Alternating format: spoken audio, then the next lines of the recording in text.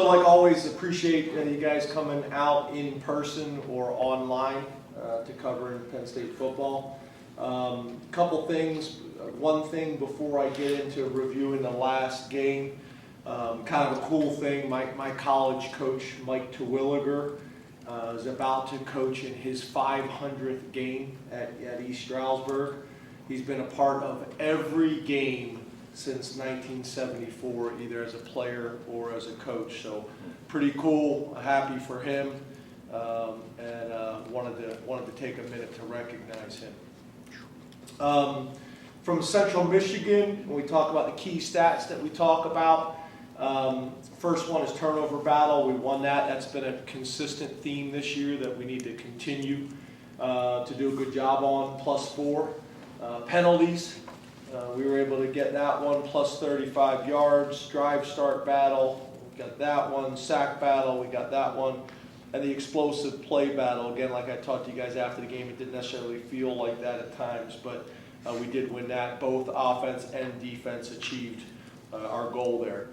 We talk about players of the game. On offense, Katron Allen. On defense, Kalen King. On special teams, Barney Amore. And then our D-squad players of the week, on offense, Bo Prabula, Matt Dedish. On defense, Smith Vilbert and Makai Flowers.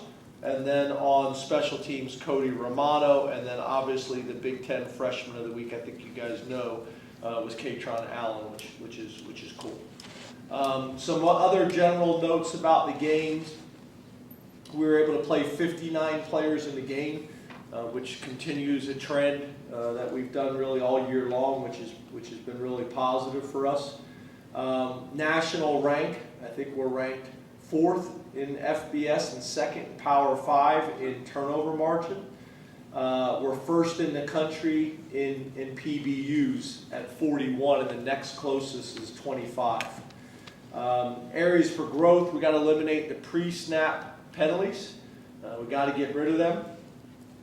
And then obviously continuing to emphasize special teams, attention to detail, kick locations, protection, those types of things.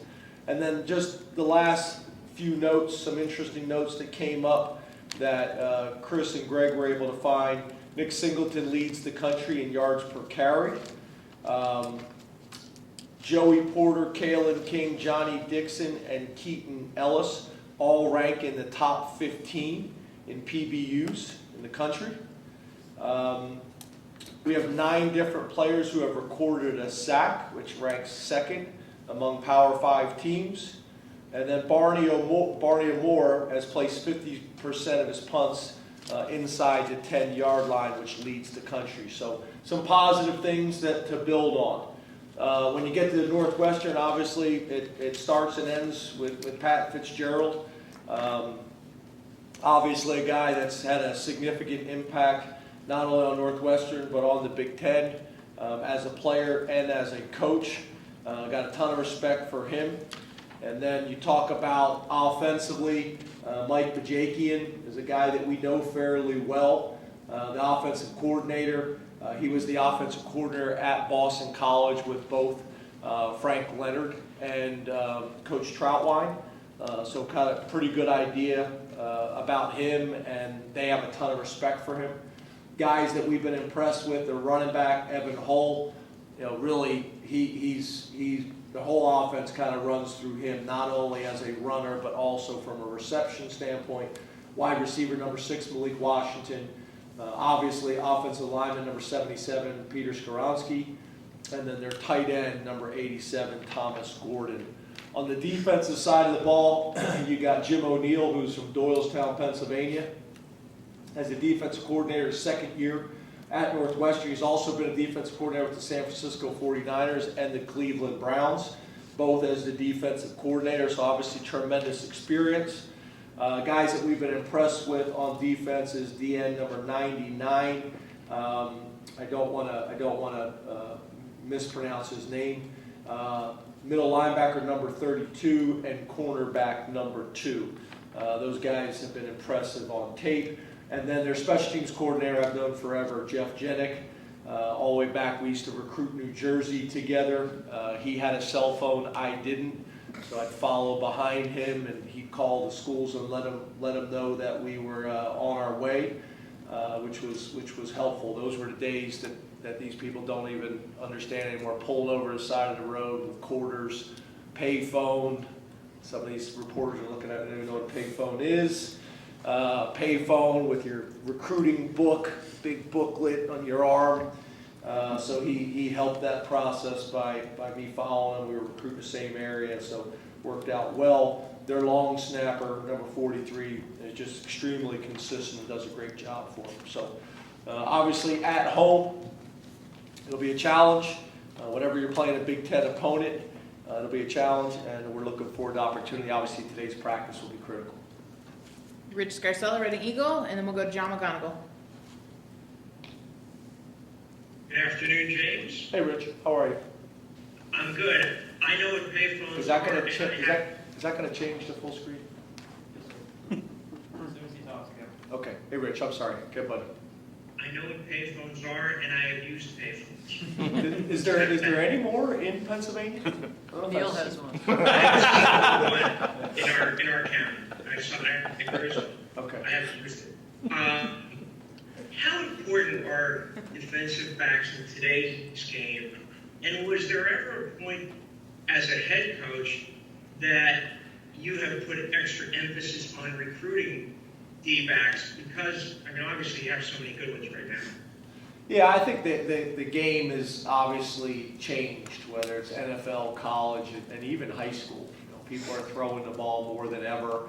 Obviously, a big part of that has been the summer 7-on-7 circuit that's been going on for a while right now, and people are so much further ahead. I think the other thing is the emphasis on explosive plays and the importance that they play in the result of the game. There's also obviously been a major push of making it more of a space game with the spread emphasis that's on all levels now. So yeah, I think that's a big part of it. And yeah, we have kind of felt like that all along. If you talk to the NFL people, if you talk to coaches in college that have been doing it a long time, and you had to rank positions based on what the defensive coordinator thinks is the most important positions, or the offensive coordinator's most important positions in their offense to function at the highest level. Obviously, there's going to be a difference, if you're talking about a Wisconsin 1 week or something like that, but more often than not, week in and week out, the corners or defensive backs in general are going to play a priority. I think the other thing too to that question is, I really like when we're able to start a guy at corner, even if he is eventually going to be a safety, because I do think there's a ton of value in what Zach Key was able to do for a year. When he ended up redshirting, I think there's a ton of value in that experience that he gained. John McGonigal, Penn Live, then Mark Wogenrich. Hey James, how are you doing? Good, John. How are you? Good. Kind of following up on Rich's question a little bit, but after Purdue, went at him quite a bit. I think Joey's only been targeted 7 or 8 times over the last few weeks. What does it do for a defense to have a guy that teams will look at and say, we should probably throw the other way? Yeah, and there's some examples, and again, I know you guys study the game differently than the average fan, but there's some examples that we show the team and we show the defense of really Joey just eliminating a guy, in a play that he's not even an option for the quarterback. So yeah, I think there's a ton of value in that. Schematically, there's a ton of value in that.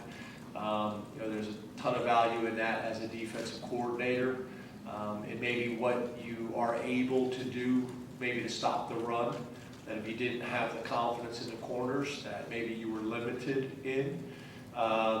So those things. I think we're a little bit different this year is we have size, speed, and experience, where sometimes you may have a combination of those traits, but not all of them. So it's extremely valuable, and we don't take it for granted at all.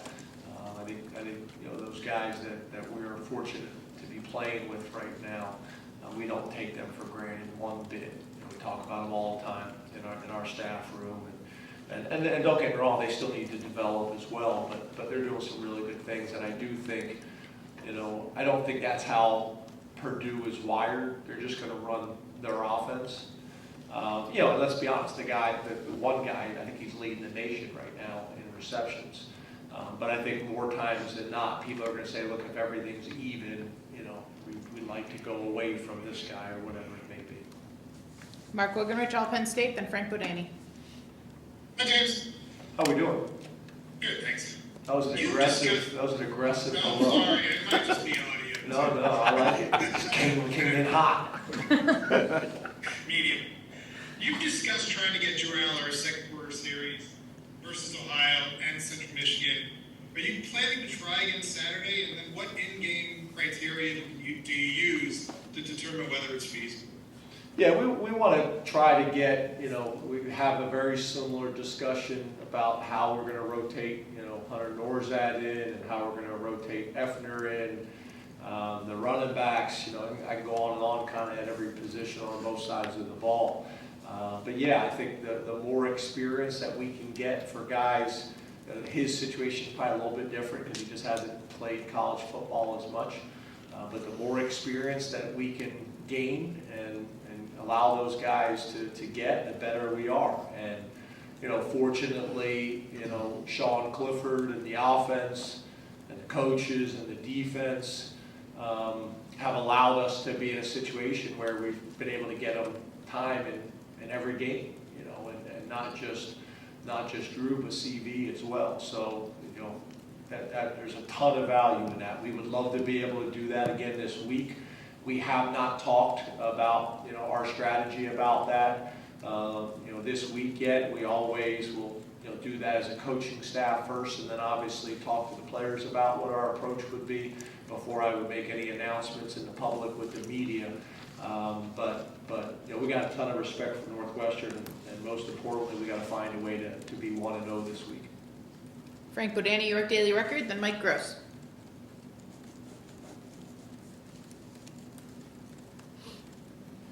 Frankie. Frank.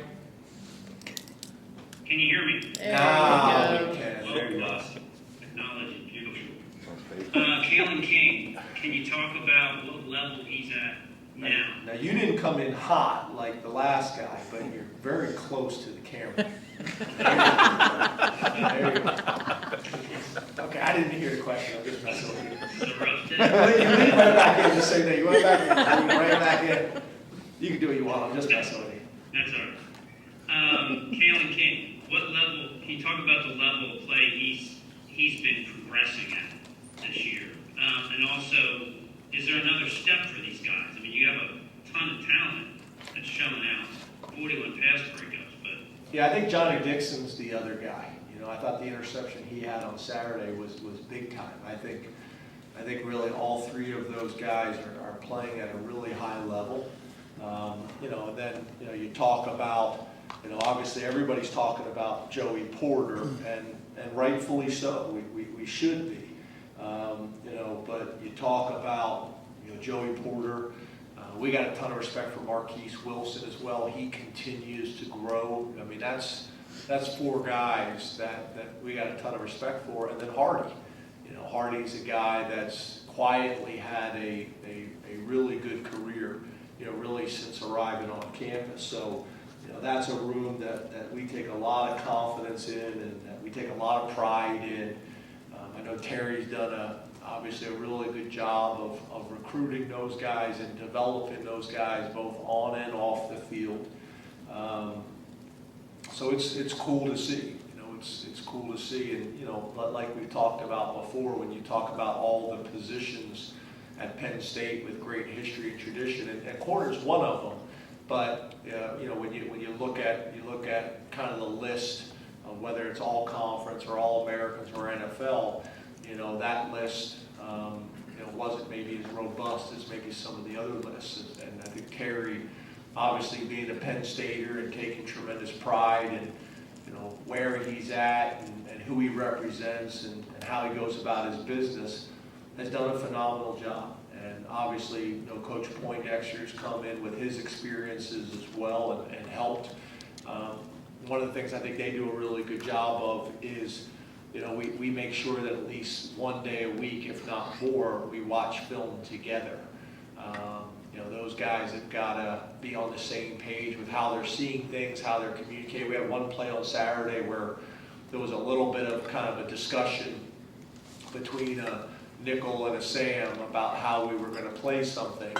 And at the end of the day, it's not necessarily who's right. It's about us all being on the same page and playing it out. But I'm glad that those guys are getting the recognition. We talk all the time when team success comes individual recognition, and those guys have earned it. They worked very hard.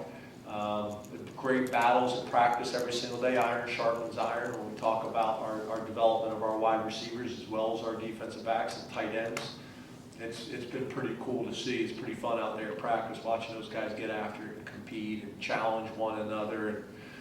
And it goes both ways. There's some days where the offense gets the best of the defense. There's some days where the defense gets the best of the offense. And we do competitive drills to start practice every single day. I think it's been really good for our guys to be prepared for what the speed of the game is going to be like and what the competition level will be. So, been good. Mike Gross, Lancaster Newspapers, then Donnie Collins. Good afternoon, James. How are you? Good, Mike. Is it just I'm me? trying to combine the best of Bodani and Wokenridge. Yeah. Okay. Which has kind of been a lifelong goal. Smith Filbert started the bowl game last year and seemed to have a really good game. Has not been in uniform, I don't think, this year.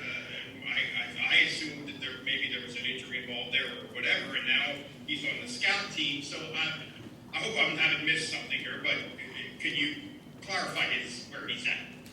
Yeah, just not available. I'd like to sit down with Smith and make sure that me and him are on the same page. Again, like we talk about all the time, whatever it may be, whether it's injuries or whatever it may be, I don't like to make announcements here publicly before we have spoke, so we're all on the same page.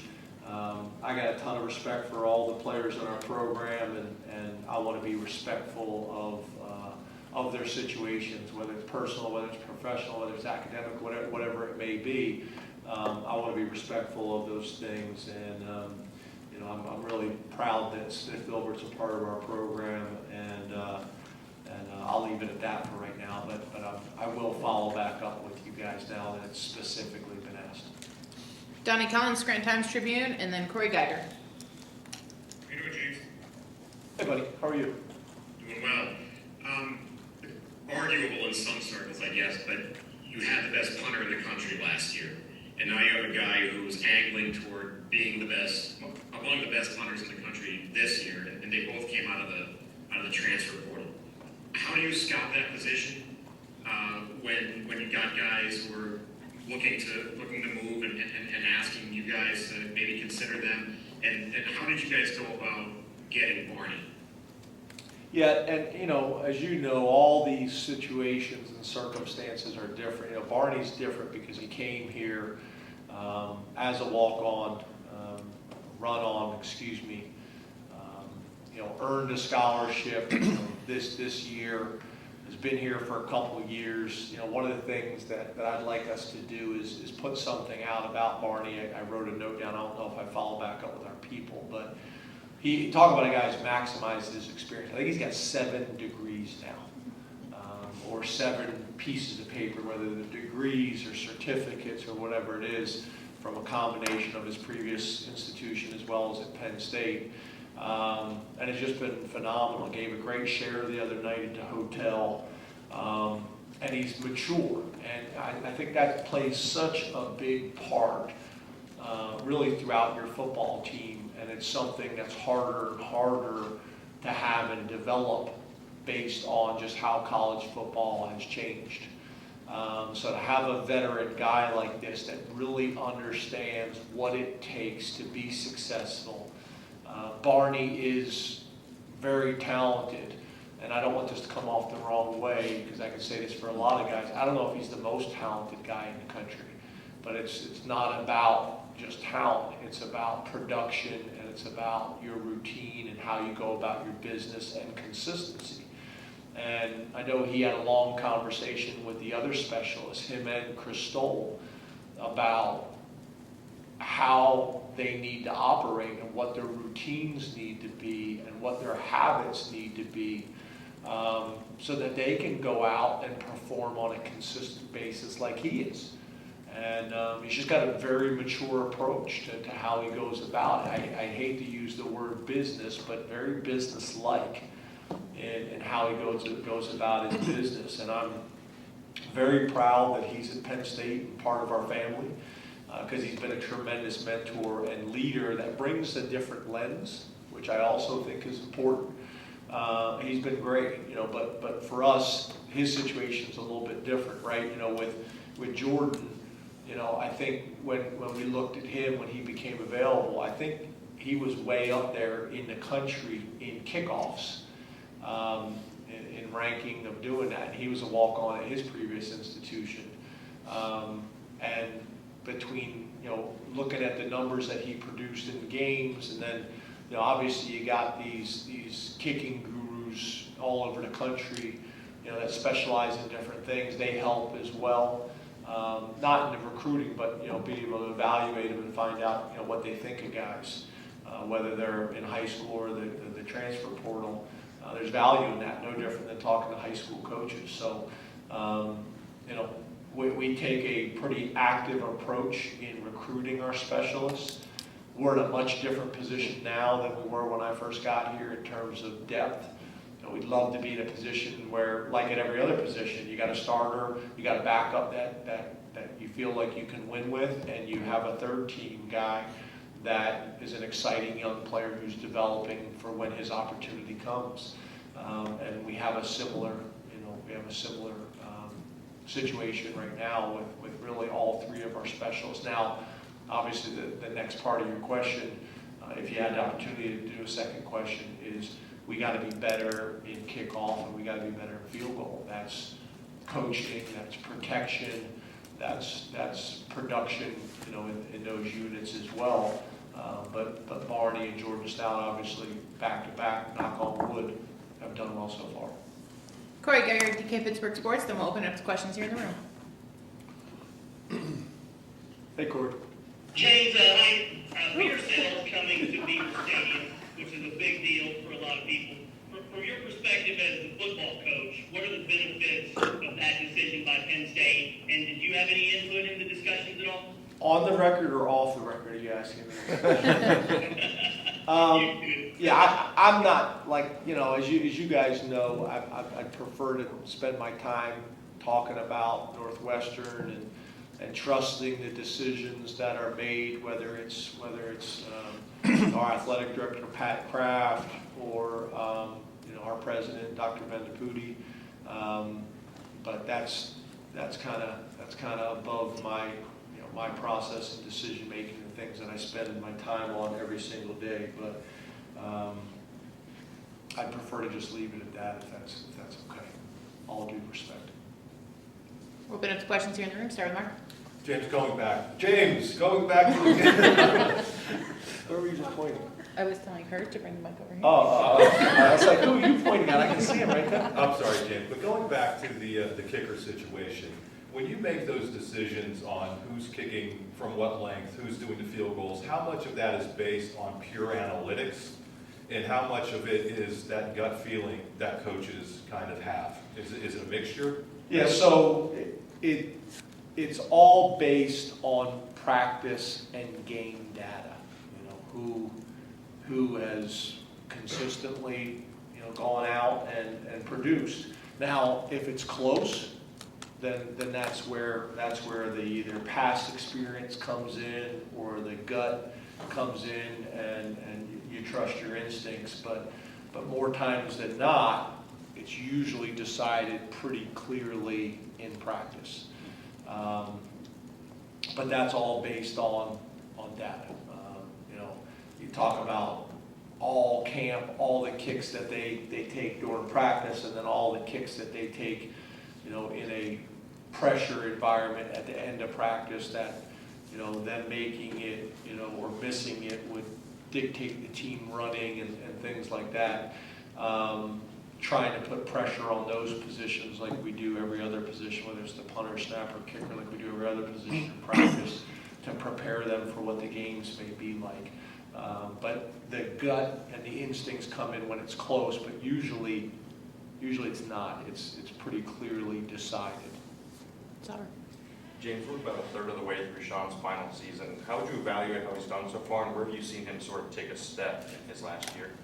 Yeah, I think he's, you know, he's much more even-keeled, you know, that I've seen, you know, in terms of his demeanor. I still think he's having, you know, a ton of fun and competing and being a leader and all the things that really he's done for a while. But he's just more even-keeled. He's not getting too high when things are good. He's not getting too low when you know, when we prefer to have a play back. That I see as much as anything. And then I think what you're trying to do at all positions, but obviously the quarterback position, is you're trying to maybe, you know, trying to reduce or eliminate those 3 to 6 plays a game that you'd like to get rid of, you know. And I think he's done a really good job of that. You know, you look at his numbers right now. He's responsible for 12 total touchdowns and 1 turnover, 64% completion percentage, and I think that could even be better. Almost 1,000 yards, 39 points, and most importantly, 1-0 each week. So you know, he's doing a great job. 6-year quarterback's done a lot for Penn State. As you guys know, I got a ton of respect for him. And what he's done for this university, what he's done for the football program, and on top of that, always has represented us the right way off the field as well. So, you know, I think he has taken another step, and those would be the 2 areas that I would say. I think he's reduced the number of plays that after the game, you know, he would like to have back, and we would like to have back, or do over, if there was such a thing. And just being a little bit more level. And I would also make the argument that maybe those 2 things go hand in hand. That, you know, when he, you know, maybe has a play that he'd like to get back, he's able to get over it quicker because he's been more even-keeled. James, we didn't get a chance to see Hunter on Saturday, but we still saw a rotation at left guard with JB involved. What was the train of thought in sticking with that approach with Landon's activity as well? And do you have any kind of anticipation for Hunter being available this Saturday? Yeah, bumps and bruises, and we felt like if we could hold him out last week, then we'd be able to get him back, you know, this week. The good thing is JB came in and played really well. You know, we were excited about how he practiced, and we were excited about how he ended up playing in the game. We're going to try to keep the plan the same, if possible. You know, if we can stay healthy enough to do it. But had some bumps and bruises last week that we felt like he could have played, but it made a whole lot more sense for us and for him to try to hold him if we could. And then JV practiced and played so well that it was the right decision. And we'll see how this week goes. We're hoping to have him back. If we don't, then we feel confident that JV will be able to go in and do the job. But that's kind of how that's going to play out, you know, each week, you know, in a perfect world. Hey James, how you doing? Good, how are you? I'm good. A lot of your defensive ends are off to pretty productive starts in terms of disruption, even deny this past week. I just wanted your thoughts on a couple of those guys are going to have to deal with Skoronski, number 77, and he's considered maybe the best lineman in the Big Ten at tackle and maybe a future first-round pick. Just the thoughts on going up, your guys going up against him. Yeah, I think that's awesome, right? That's why you come play in the Big Ten, and specifically that's why you come to play at Penn State, is to have the opportunity to compete and practice with really good players, and have an opportunity on Saturdays to line up against guys that are highly regarded. One of the things that's interesting is this offensive coordinator, you check his history, he's a big chipper. So whether it's a running back or tight end, chipping the defensive ends before he goes out. And some people do that when they feel like there's a matchup challenge. He does it all the time. So we're going to have to deal with that as well, and we're aware of that. But I think that's, I think our defensive ends are excited about it. Again, this is why you come to a place like Penn State to compete and play against this type of talent week in and week out for the most part. Elton? Hey James, how are you? Hey, After Auburn, Jair was saying he thought the performance of the defense was more indicative of what could be expected with the level of talent. 4 more turnovers last week against Ohio, Central Michigan, sorry. How would you, thank you, how would you evaluate Manny's job 4 games in, and how do you think he's kind of finding his way with this program and how players are adapting to it? yeah, I think really good. First of all, I think the guys like and respect them, which is, I think, important. I think stylistically and visually, it maybe looks a little different than how we played in the past. Obviously, the turnovers is significantly different, especially the last 2 games. But I think our guys are getting more comfortable and more confident each week. I think he's getting more comfortable and confident each week in terms of knowing who our players are, what their strengths are, what their weaknesses are, how you call a game based on knowing your personnel better and getting more comfortable and familiar with the league. But I think really good. Really good. I think at the end of the day, obviously, points is the most important stat for an offensive coordinator or a defensive coordinator. And then the other 2 that we know that we talk about all the time is explosive plays and turnovers. And probably the area that we could probably take the next step as a defense is reducing some of the explosive plays. But the thing that I think we're doing a really good job, which is probably the more important stat, is not giving up explosive plays for touchdowns. Those are the ones that kill you. Because if you're not giving up explosive plays for touchdowns and you're playing good red zone defense, then once again you have a chance to be pretty good in the stat that matters most, which is scoring defense. Ben? Hey, James. Over here. That's even creepier than You have historically been, you said you see it every week that teams will blow a lead. You don't want to take guys out, and that has held true for the most part. I would say outside of Purdue, Drew has gotten in maybe earlier than historically you might have made that change with Tommy or Will, and a lot of that has to do with a lot of different things. Is that informed by how situations like Iowa last year went? Is it informed by the future of the program, or is it just informed by this is how we feel about it right now? Yes. And that's what I thought. Yeah. So, I think it's a combination of the things. I think your point is a good one. Like, people have asked me, well, you wanted to get him in the second quarter, it didn't happen. Yes, but to your point, most importantly, we're getting the guys in the game a little bit earlier than maybe we had in the past. And that is really putting a priority on creating depth. That is based on previous experiences. That is what I think we need to do in 2022 with making sure that as many guys in the locker room feel like they're getting opportunities. It's all of that, but it's a fine line because everybody's critiquing me that guys should get in the game earlier, but then you guys all watch college football, and there's things that come up every Saturday where people felt like the game was over, and it wasn't.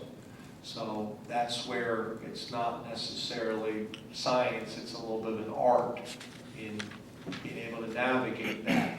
You know, it's also the thing that I try to emphasize on the headsets, because more times than not, I make suggestions. So like when I'm on the headset, you know, we're playing a team and maybe they've left their starters in late in the game and then something happens.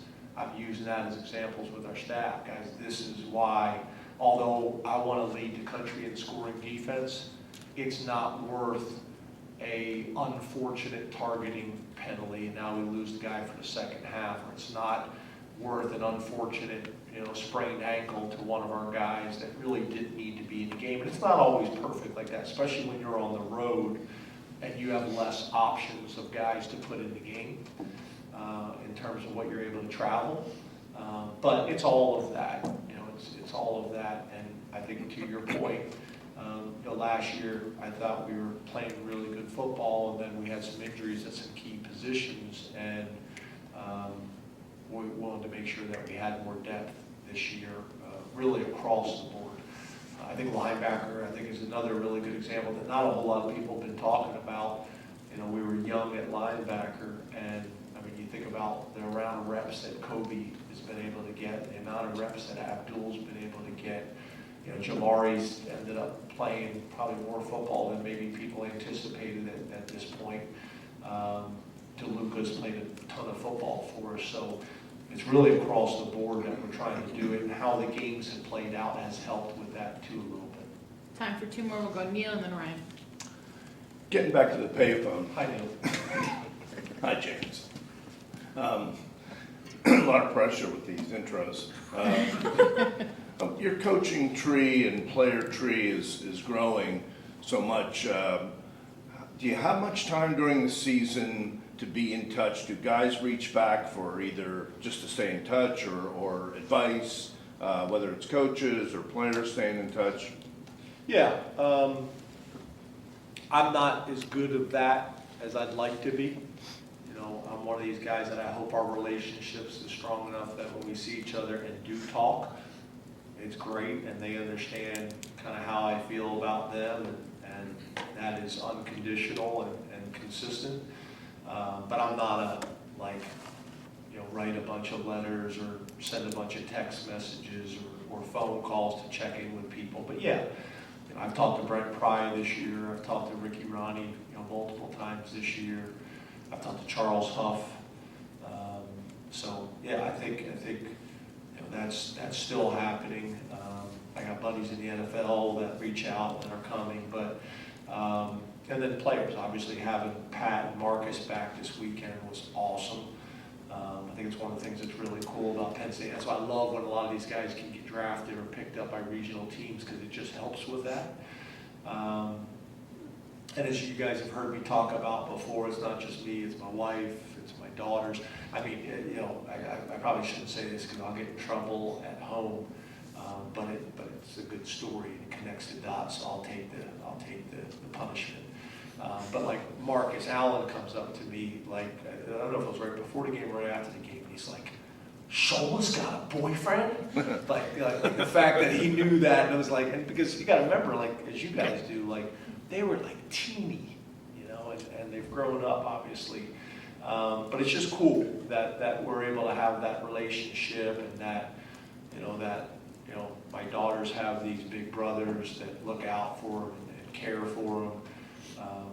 So yeah, it's really cool. It's very similar. I think you guys know that a lot of the wives and kids went down to that opening game. That was the night after our game, I think, to open the season with Virginia Tech and Old Dominion.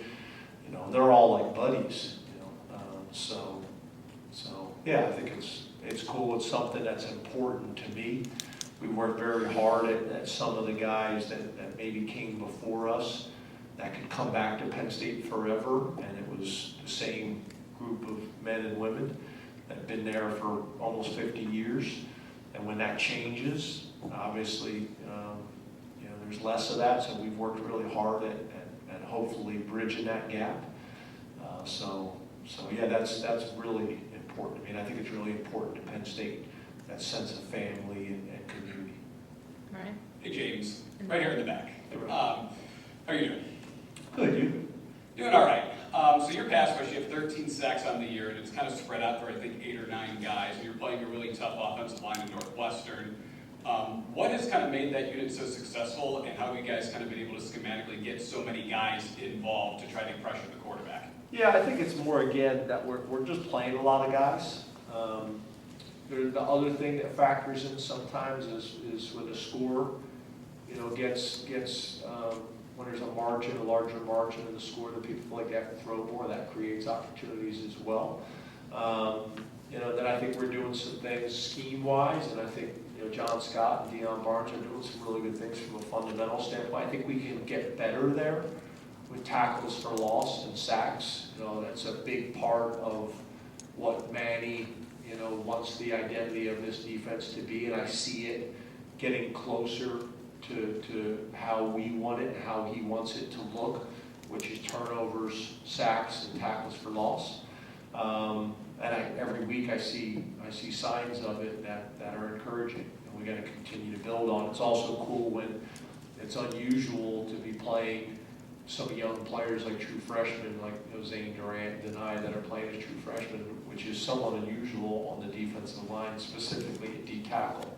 So those things I think have been really good. It's great to see Adisa, coming back and really starting to come on. And, Amin Vanover's a guy that I'm really proud of. He's been patient for the most part.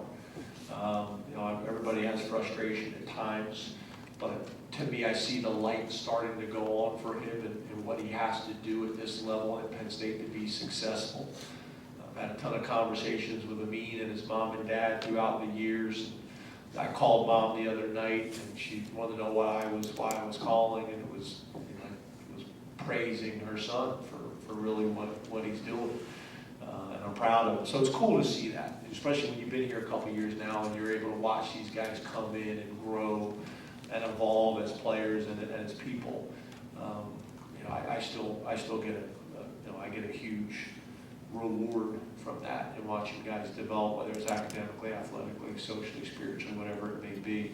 Been pretty cool. Thank you, Coach.